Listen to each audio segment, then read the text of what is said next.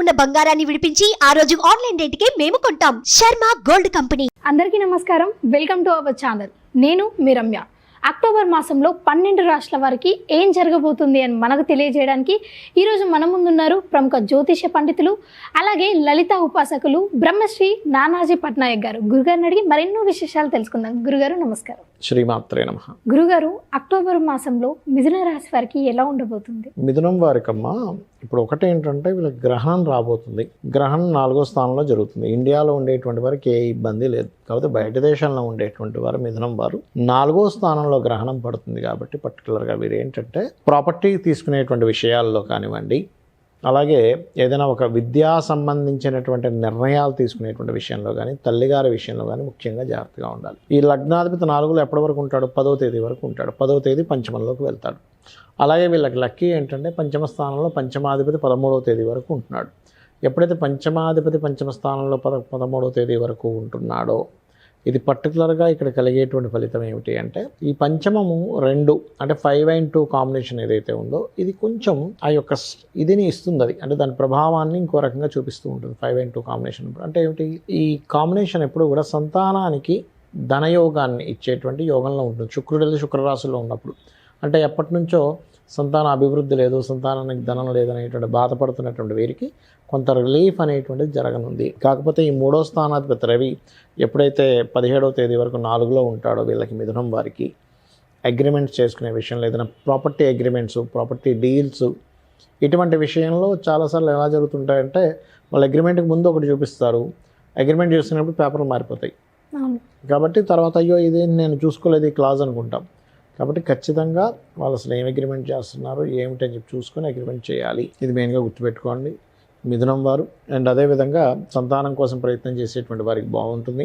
వివాహం విషయంలో పర్టికులర్గా ఏంటంటే ఇష్టపడి వివాహం చేసుకుందామని ప్రయత్నం చేసేటువంటి వారికి, అంటే ప్రేమ వివాహం చేసుకుందామని ప్రయత్నం చేసేటువంటి వారికి చాలా అనుకూలంగా ఉంటుంది ఇక్కడ ఉన్నటువంటి గ్రహస్థితి కనుక చూసుకున్నట్లయితే. అండ్ అదేవిధంగా మరొక విషయం ఏంటంటే అమ్మ ఇక్కడ ఈ దశమంలో రాహు ఉన్నందుకు విదేశాలకు వెళ్ళి ఉద్యోగం చేద్దాము, విదేశీ ఉద్యోగ యోగాలు ఇట్లాంటి వాటికి చాలా బాగుందని చెప్పి చెప్పుకోవచ్చు.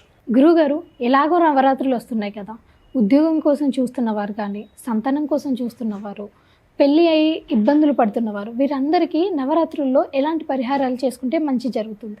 ఒకటేనమ్మా, నవరాత్రులు అంటేనే మనకి ఇంకా అద్భుతమైనటువంటి కాలం, అమ్మవారి యొక్క అనుగ్రహం ఎక్కువగా ఉండేటువంటి సమయం అంటారు ఈ నవరాత్రుల్ని. ఈ సమయంలో ఏంటంటే లలితా సహస్రనామాల్లో కొన్ని నామాలు ఉన్నాయి.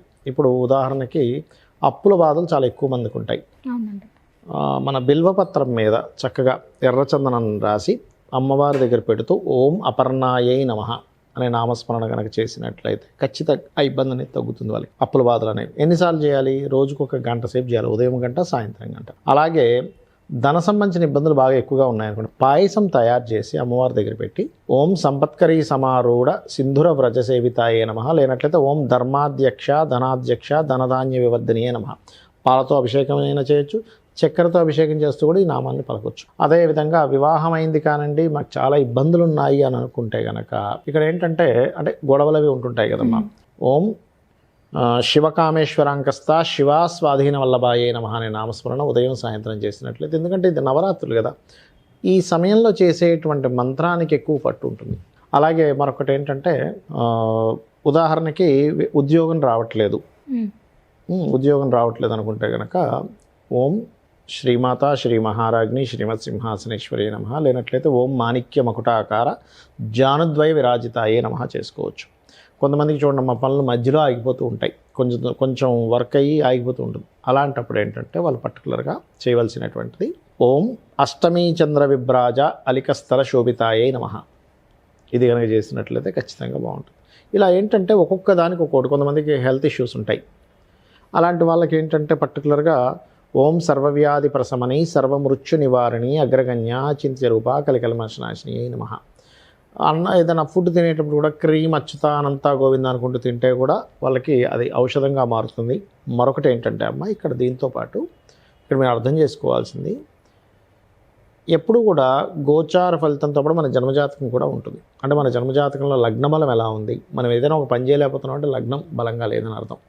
అప్పుడు శ్రీమాత్రే నమః అనుకుంటే కూడా లగ్న బలం పెరుగుతుంది. ఫైనాన్షియల్గా ధనస్థానం బాగోపోతే ఇందాక నేను చెప్పినట్టుగా సంపత్కరి సమారూఢ పనిచేస్తుంది. అదేవిధంగా ఎవరికైనా భయం ఉంటుంది కొంతమందికి ఏ పని చేయాలన్నా సరే.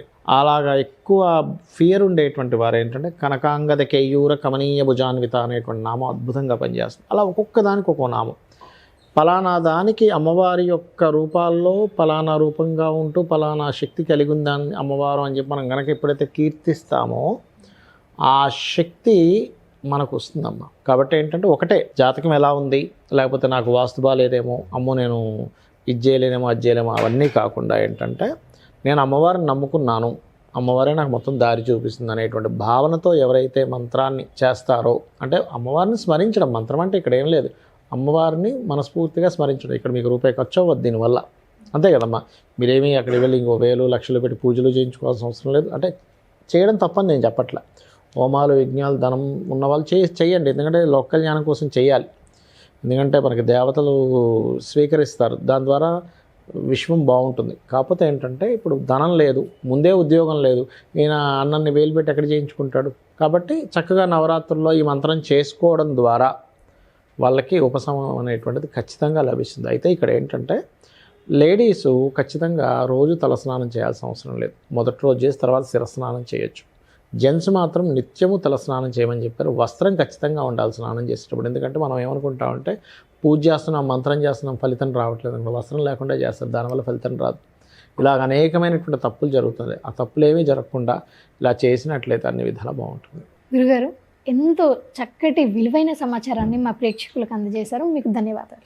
శ్రీమాత్రే నమః.